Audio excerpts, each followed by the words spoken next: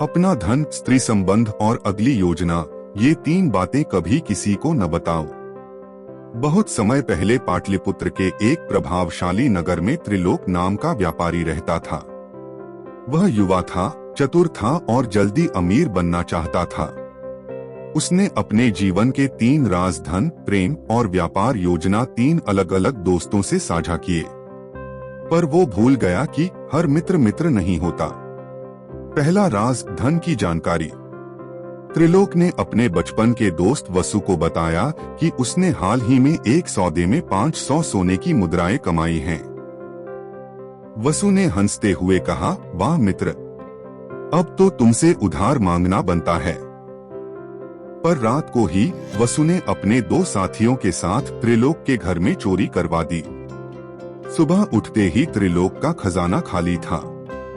दूसरा राज, स्त्री संबंध। त्रिलोक को राजकुमारी यामिनी से प्रेम था।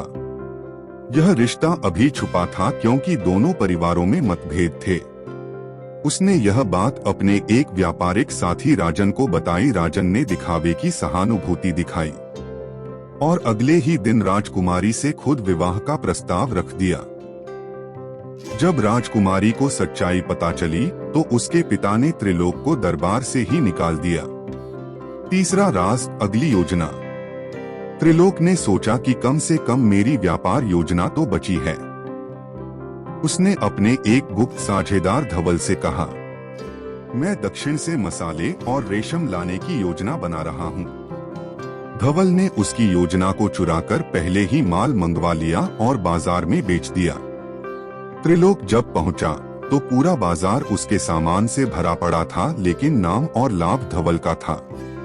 त्रिलोक टूट चुका था, धन लुटा, प्रेम गया और व्यापार भी छिना।